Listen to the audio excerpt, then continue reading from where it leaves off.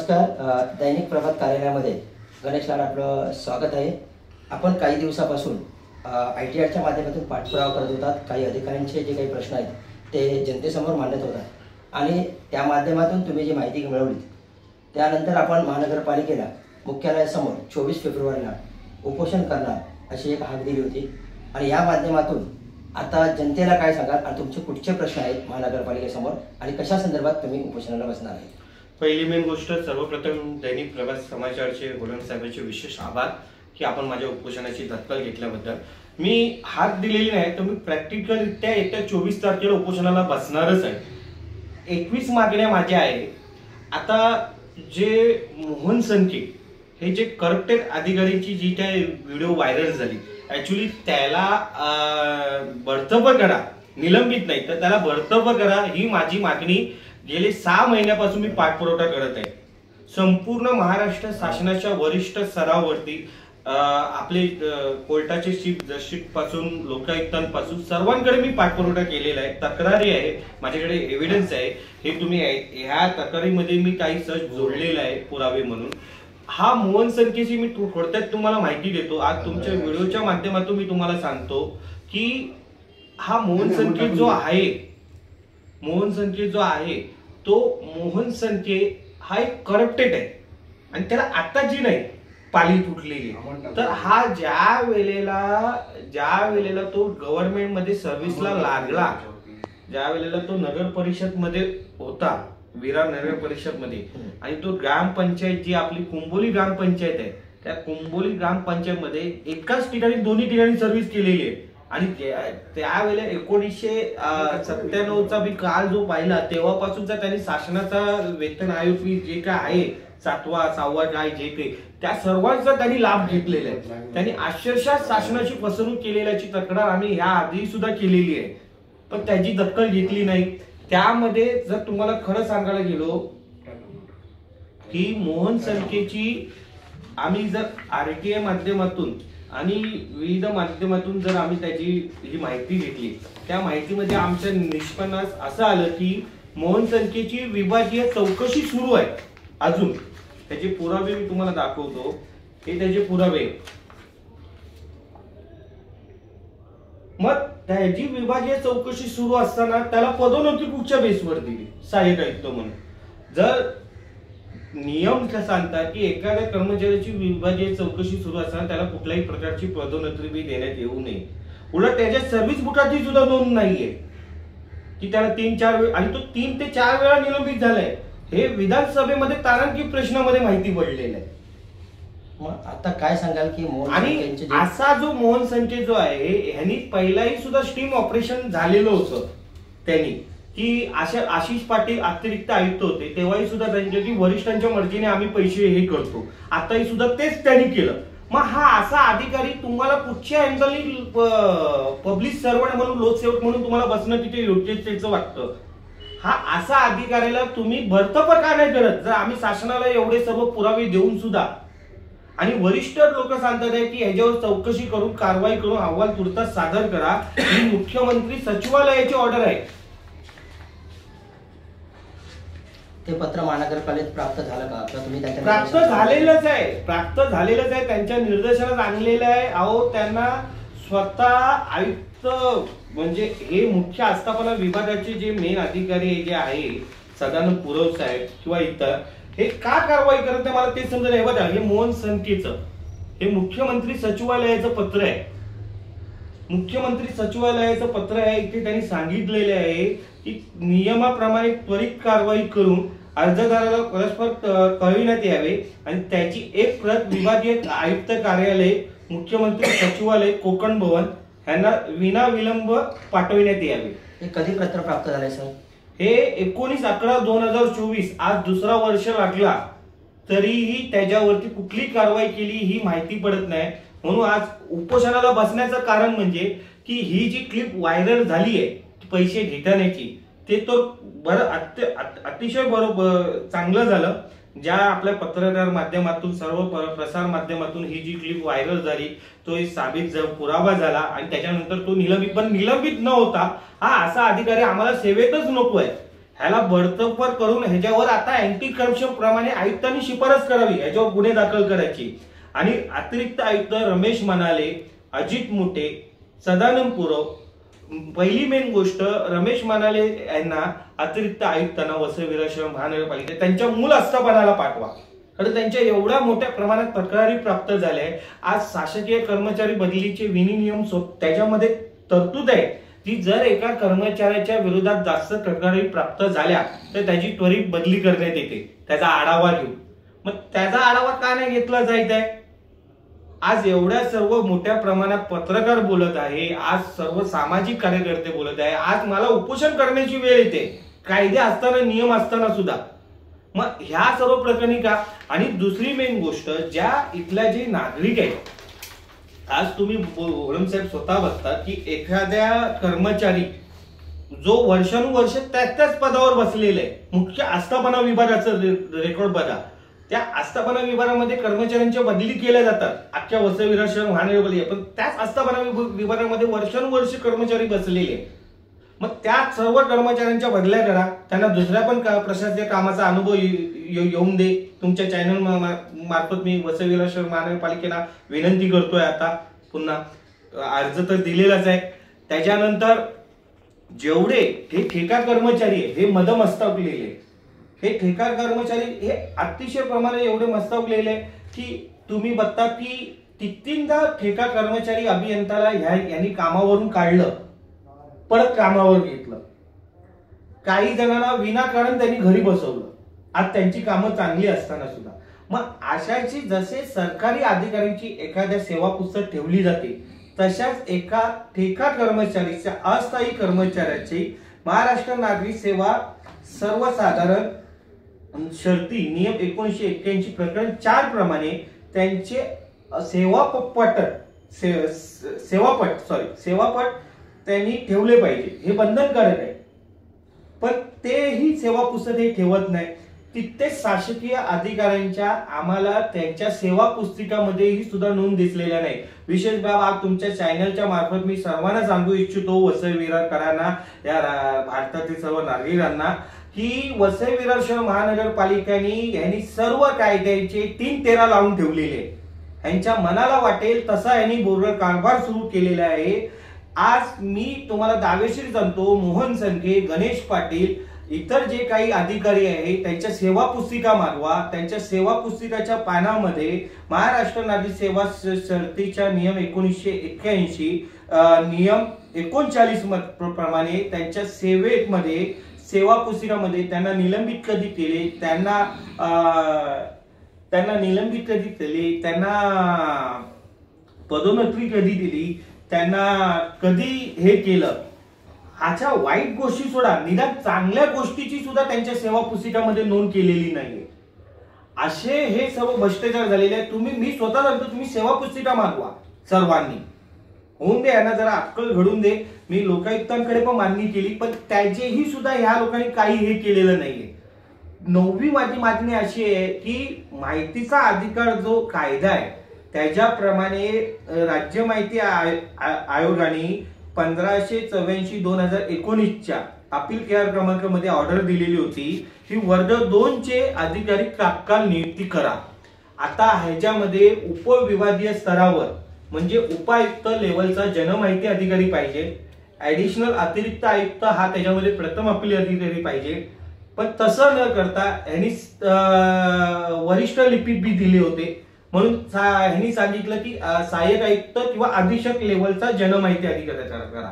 आता इथे सहाय्यक आयुक्त यांनी एवढे 20 काय 28 नियुक्ती केली आत्ताच्या आयुक्त साहेबांनी. मग मला सांगा, नगररचना विभाग आहे, नगररचना विभागाला शीतल चव्हाण मॅडम म्हणून आहे वरिष्ठ लिपिक, त्यांना तुम्ही चार्ज दिलेले आहे. हे वसई विरार महानगरपालिका स्वतः किती नियम हे करते, फॉलोअप करते. आज जर एखादा नॉर्मल करदाता जर घरपट्टी भरत नाही तर त्याच्या घराला तुम्ही कुलूप लावायला येतात, लाईट बिल 500 रुपये थकलं तर त्याला तुम्ही मीटर काढायला येतात. मग हे अधिकारी, भ्रष्ट अधिकारी, हे लोकसेवक म्हणून कुठच्या पदावर बसायचं योग्य वाटतं? आयुक्त साहेबांनी मागे ऑर्डर दिली की आता मला कायदेशीर मोठी कारवाई करावी लागणार, लोकांची घरं जप्ती करावी लागणार, त्यांचा लिलाव करावा लागणार, घरं कोळली अक्षरशः जेसीबी बुलडोजरनी. मग हे अधिकारी असे तुमच्या बाजूला बसलेले आहे, तुम्ही आढावा बैठकी काय आढावा घेतात त्यांचा? का नाही त्यांना तुम्ही फायर करत? की बाबा जर आज राज्य माहिती आयोग हे एक खंडपीठाचा दर्जा असतो, त्यांना जस्टिस मॅजिस्ट्रेट पण नाही, जस्टिस लेवलचा अधिकार आहे.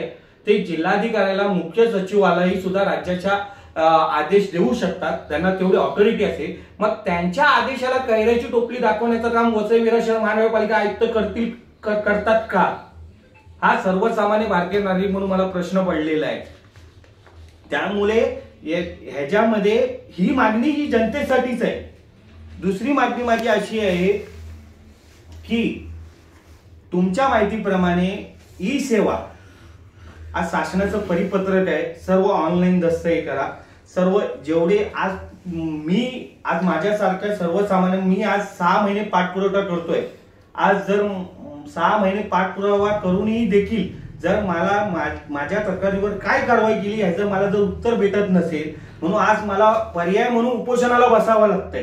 हे दुर्दैव आहे माझं वसई विरार करदाता एक नागरिक म्हणून. सर, तुम्ही सर्व जागेवर उपोषणाला बसणार याची पत्र सर्व जागेवर दिली होती. हो. आणि दिल्यानंतर तुम्हाला महानगरपालिकेतून काय बोलावणं झालं का? नाही, कोणीच बोलवलं नाही. माझी मागणी तुम्हाला मी सांगतो, माझ्या ह्या आता 10वी मागणी काय आहे, ही सर्व जनतेशी रिलेटेड आहे की ऑनलाईन सर्व सेवा असताना आता जर उदाहरण होलम साहेबांनी उद्या RTI टाकला किंवा ईमेलनी तक्रार केली तर त्याची पोस्ट तुम्ही त्याला दिली पाहिजे.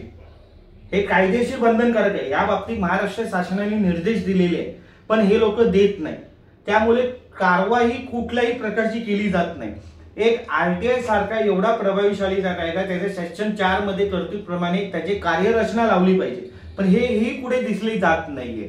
मुंबई उच्च न्यायालयाने रिट पिटिशन 6731/2012 रोजी दिलेल्या आदेशामध्ये असं म्हटलेलं आहे की एक तक्रार प्राप्त झाली कोणाची, उदाहरणार्थ हुलम साहेबांनी दिली, या गणेशलांनी दिली, उदाहरण कोणी दिली तक्रार, तर त्या तक्रारीची शहानिशा करून त्याला 90 दिवसाच्या कळविणे बंधनकारक आहे निवेदन दिल्यानंतर. मग त्या वर्षानुवर्ष लोक तरी हे सुद्धा हे निवेदनाची दखल घेत नाही.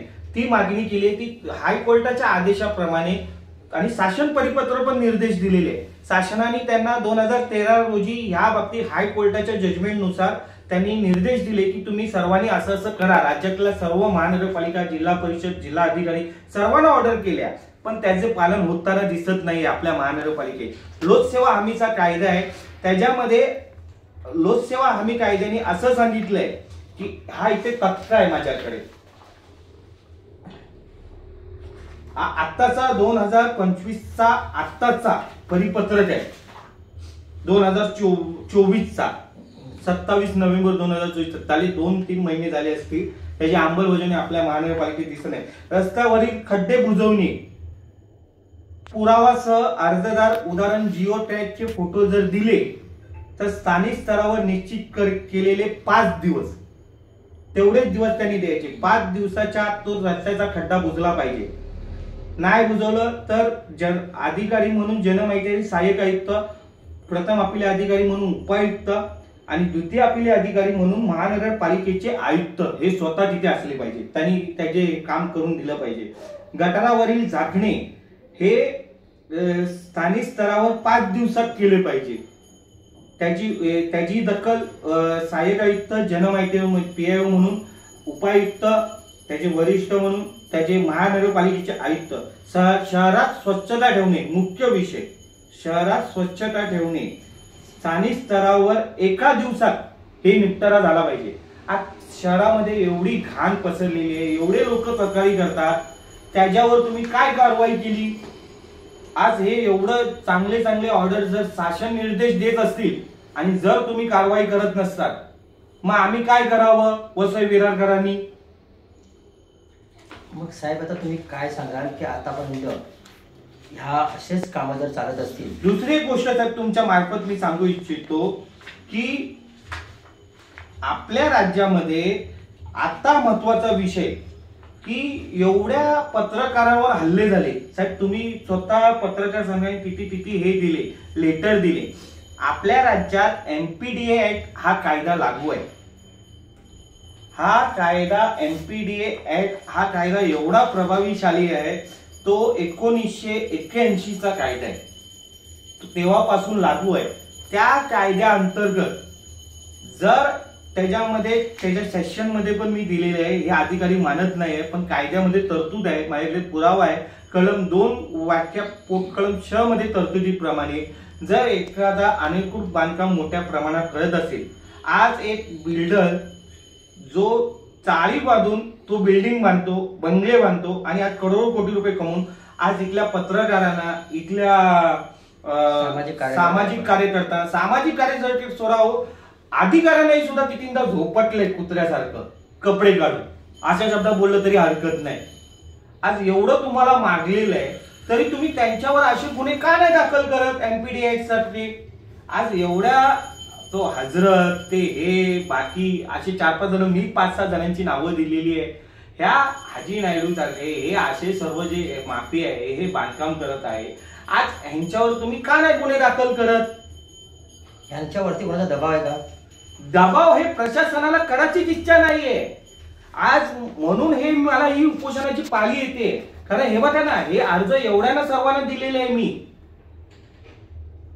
चीफ सेक्रेटरी पासून राज्याचे लोकायुक्त पासून सर्वांना, IG पासून सर्वांना दिलेले आहे, वसई विरार शहर महानगरपालिकेच्या आयुक्तांना दिलेले आहे. खरं तर आज एवढे तुम्ही बांधकाम तोडतात, 2 जणांवर जरी NPDA ऍक्टचा गुन्हा दाखल केला ती त्याच्यामध्ये नॉन बिलेबल आहे. ते MRTP ची कायद्याची तरतूद फॉलो करत नाही. त्याच्यामध्ये 124K आहे, तो 124K हा तिथला जो सुपरवायझर जरी असेल, म्हणजे जरी कोणा संशय आला त्याच्यावर तुम्ही टाकू शकता, पण हे टाकायला मागत नाही. हे असे कायदेशीर एवढ्या चांगल्या तरतूद असताना सुद्धा त्याची अंमलबजावणी होत नाही. ही भारतीय नागरिक म्हणून मी खंत व्यक्त करतो. आणि उद्या जर माझी एक दुसरी मागणी अशी आहे, मी उपोषणाला बसणारच आहे साहेब, तुम्ही त्याला दुजारा द्या. कारण उद्या भविष्यात तुम्हालाही सुद्धा धरणे आंदोलन हे करणं हे आपल्याला घटनेने दिलेला अधिकार आहे. त्यामध्ये माझी अशी एक मागणी आहे की वसई विरार शहर पालिकेच्या इथे आज ज्या वेळेला तक्रारी केल्यानंतर किंवा काही निवेदन दिल्यानंतर अधिकारी कारवाई करत नाही, त्यामुळे हताशा आम्ही निराश होऊन वसई विरारकरांचे नागरिक किंवा एक भारतीय नागरिक म्हणून आज आम्हाला दिलेल्या संविधानिक अधिकारानुसार आम्ही तुमच्या समोर आंदोलनं, उपोषणं, धरणे आंदोलने, ठिय्या आंदोलने करतो. त्यासाठी एक धरणे आंदोलन, उपोषण करताना एक आम्हाला ठराविक जागा देण्यात यावी.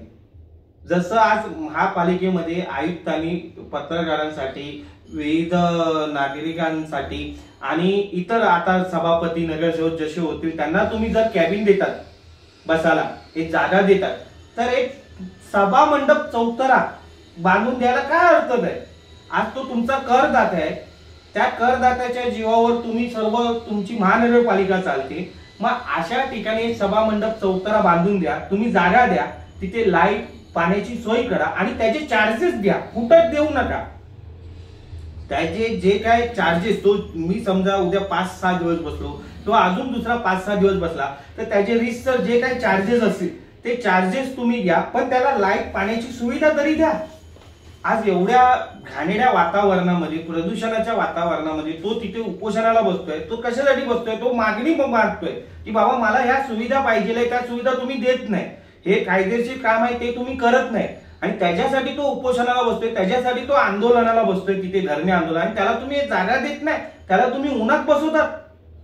ही तुमची लोकशाही आहे का? अशा लोकशाहीला मी भारतीय नागरिक म्हणून निश्चित व्यक्त करतो. ही लोकशाही आम्हाला मान्य नाहीये. भारताच्या घटनेमध्ये जर घटना लिहिली, घटनेमध्ये जर जनतेला अधिकार आहे, मग त्याच्या जनतेचे मूलभूत हक्क जे आहे ते त्याला भेटले पाहिजे. त्याच्यासाठी हा माझं उपोषण आहे साहेब. साहेब, आता उपोषणाला काही दिवस शिल्लक राहिलेले आहेत. अधिकाऱ्याने तुमचं काही पेपर देऊन किंवा त्याच्यावरती कारवाई केली आणि समाधानकारक तुम्हाला उत्तर भेटलं तर तुमचं पाऊल काय असेल? नाही, मला आतापर्यंत कुठल्याही अधिकाऱ्यांनी तसं निवेदन दिलेलं नाहीये ना. मला भेटीसाठी बोलवलं. उलट मी उपायुक्त सदानंद पुरवना भेटायला गेलो तर उपायुक्त सदानंद पुरवना, आता थोडा वेळ आहे ना, नंतर बोल काय ते. परत CUCचं NPDA ऍक्टचं मी CUCचा विभाग आहे, तिथूनही मला काही रिप्लाय नाही आला. हे अलका खैरे मॅडम आहे आचोले प्रभागाच्या डीच्या. त्यांना मी काल भेटायला गेलो असता तिथे तर अक्षरशः एकदम अंदाधुंदी कारभार. म्हणजे कार्यालयात जे काय कर्मचारी काम करतात त्यांच्याकडे आयडी नाही, मी कोणाशी बोलतो काय बोलतो ते मला माहिती नाही. तो ठेका कर्मचारी तो उंबरट बोलतो, त्याची मी रिसर्च आता कंप्लीट करणार आहे आस्थापना विभागाला. तो आरोप लावतो, त्याला मी काल पाहिलं की कधी तुम्हाला पैसे पाठवू काय पाठवू खंडीचे असे विविध हे घाणेरडे खालच्या थराची आहे, ह्यांना काही पडलेली नाहीये. त्या अलका खैरे मॅडमला एमपीडी ऍक्ट म्हणजे काय माहिती नाही. आज ती शासनाकडून आलेली सहाय्यक आयुक्त आहे, तिला एमपीडी ऍक्ट काय माहिती नाही. हे पूजा खेडकर सारखं जे प्रकरण झालं ना साहेब, तसं आपल्या वसई विरार शहर महानगरपालिकेच्या अख्ख्या अधिकाऱ्यांची लिस्टच्या रांगा लागतील असे हे सर्व आयुक्त भरलेले सहाय्यक आयुक्त, ह्यांच्या सर्व जे कारभार यांचा बोगस आहे. खरं म्हणजे वसई विरार महानगरपालिका MRDP लावायला घाबरवते, MRDPच लावत नाही. आणि अधिकाऱ्याला एखाद्याला प्रश्न विचारला तर वरून आम्हाला दबाव आहे म्हणून त्याच्यावरती कारवाई होत नाही. वरून दबाव कोणाला? महानगरपालिका नाही, मी काय बोलतो वरून दबाव कोणाला? जर तुम्ही MRDP लावली मग MPDA ऍक्ट सारखे कायदे वापरा ना, का नाही हे आटोक्यात येईल. मुळात तुम्हाला कायदा सुव्यवस्था ही टिकून ठेवायची नाहीये लोकसेवक म्हणून, हा माझा आरोप आहे. कारण जर मी तुम्हाला निवेदन देतोय, आज वसई विरार शहर महानगरपालिकेला निवेदन देऊन 3 महिने होतात आहे आणि 3 महिन्या होऊन जर MPDA ऍक्ट सारख्या प्रभावीशाली गुन्ह्याची मागणी करत असताना मी आज जर गुन्हा दाखल होत नाही म्हणजे वसई विरार शहर महानगरपालिकेला हे करायचं नाही. हे CUC विभाग हे फक्त दिखाव्यापुरती आहे, हे यांचे पैसे घेतले जातात त्याच्या मार्फत. हे त्या ऑडिओ क्लिप मधून समस्या आलेला आहे. आता हे दीपक सावंत हे कसे काय माहिती नाही, पण त्यांचाही सुद्धा मला संशय येतो, कारण हे ह्या पद्धतीत चालतच नाही ना. आम्ही स्वतः तुम्हाला निवेदन दिलेले आहे, तक्रारी दिलेले आहे, पुरावे दिलेले आहे, जिओ ट्रॅकचे फोटो दिलेले आहे. 260 जी म्युनिसिपल लॉ आहे, महाराष्ट्र महानगरपालिका अधिनियम 1949 कलम 260 त्याच्या टीकामध्ये असं लिहिलेलं आहे, जर एखाद्या अनधिकृत बांधकामाची आपल्याला पंचनामा म्हणून त्याचे फोटो चालती, त्याचं लोकेशन आलं, जिओ टॅगचे फोटो असेल तर एका दिवसात ती जमीनदोस्त केली पाहिजे. बरोबर आहे, आणि त्याच्यावर कारवाई केली पाहिजे. गणेश लाड साहेब, तुम्हाला एक शेवटचा प्रश्न आता माझा असा आहे की 24 तारखेच्या तुमच्या या उपोषणाची रूपरेषा काय असेल? उपोषणाने ही मार्ग जर सुटकर झाला नाही किंवा अधिकाऱ्यांवरती कारवाई झाली नाही तर पुढे तुमच्या ह्या उपोषणाची दिशा काय असेल? आता उपोषण तर मी हे जे माझे जे सर्व मुद्दे हे जनहितार्थ आहे, हे इथल्यांसाठी. आज कायदा आहे, त्या कायद्याची अंमलबजावणी करा. मला लॉयर ऑर्डर असतानाही सुद्धा त्या लॉयर ऑर्डरची रेग्युलेशन पास होण्यासाठी, त्याची अंमलबजावणी होण्यासाठी मला आज उपोषण करावं लागतंय. हे भारतीय नागरिक म्हणून माझं दुर्दैव मी समजतो. आणि वसई विरार प्रशासकीय राजवट प्रशासक म्हणून किती सक्षम आहे हे ह्यावरून दिसून येते, हे तुम्हाला पण कळत असेल. पण आज जे एवढ्या अनेक बांधकामाच्या आम्ही तक्रारी केल्या, सर्व केल्या. आता हे मी लोकायुक्तांकडे बसलेलो होतो, पण खरं तर आज जी पाठपुरवठा केला, आज मी 6 महिन्यापासून पाठपुरवठा केला. आज त्याला कुठेतरी कोणाच्याही दुसऱ्याच्याही मार्फत जर निलंबित होतोय, पण मला तो अधिकारी निलंबित नाही पाहिजे, तो मला बडतर्फ पाहिजे. कारण तो पब्लिक सर्वंट म्हणून योग्यतेचाच नाही ना. 4 वेळा निलंबित झालेला व्यक्ती, विभागीय चौकशी सुरू असताना सुद्धा त्याची एवढी हिंमत होते पैसे मागण्याची, आणि ते पैसे ह्याला द्यायचे त्याला द्यायचे म्हणून तो सांगतोय. मग असा पब्लिक सर्वंट तुम्हाला सहाय्यक आयुक्त म्हणून पाहिजे? जर सहाय्यक आयुक्त असं बोलत असेल तर सहाय्यक देऊ ना, वरिष्ठ नेत्यांचा, वरिष्ठ सर्व अधिकाऱ्यांचा हात असेल का त्याच्यात? 100%. आणि त्यांची चौकशी झाली पाहिजे का? 100%. मी मागणीच केलेली आहे की त्यांची चौकशी करा. पहिली मेन गोष्ट, रमेश मनालेला त्याच्या मूळ आस्थापनाला पाठवा, कारण त्यांच्यावर एवढ्या टीका टिप्पणी झालेल्या आहे, एवढे आम्ही पुरावे दिलेले आहे. तो अधिकारी ह्या इथल्या पदाचा अतिरिक्त आयुक्तेचा कॅपेबल नाहीये. त्यांना त्यांच्या मूळ आस्थापनाला पाठवा. ते मंत्रालयामध्ये अव्वल सचिव आहे. अव्वल सचिव असलेल्या व्यक्ती, अव्वल सचिव की सचिव म्हणून आहे, उपसचिव होते ते आता अव्वल सचिव झालेले आहे माझ्या माहितीपर्यंत, सचिव आहे. हा मंत्रालयात सचिव असणारा व्यक्ती हा इथे काय करतोय हो? या महानगरपालिकेमध्ये अतिरिक्त आयुक्त म्हणून हा छोट्याशा पदावर काय बसलाय? काय म्हणजे काय धोरणामत काय काहीतरी भेटत असेल की नाही? कशासाठी बसलाय? याची इन्क्वायरी झाली पाहिजे. ही ईडी मार्फत चौकशी झाली पाहिजे यांची. अशी तुम्ही मागणी करताय का आमच्या चॅनलच्या माध्यमातून? तुमच्या चॅनलच्या मार्फत आणि मी लेखी मागणी केली आहे, अँटी करप्शनकडेही मागणी केलेली आहे यांची चौकशी व्हावी म्हणून. हा थँक्यू. तुम्ही 24 तारखेला तुमचं उपोषण यशस्वी व्हावं आणि जनतेला त्या पद्धतीने न्याय मिळावा अशी आम्ही अपेक्षा करतो. आपल्याबरोबर आज गणेश लाड होते, ज्यांनी गेली अनेक वर्ष ITRच्या माध्यमातून अनेक अधिकाऱ्यांचे जे भ्रष्ट कारनामे आहेत ते जनतेसमोर मांडलेले आहेत.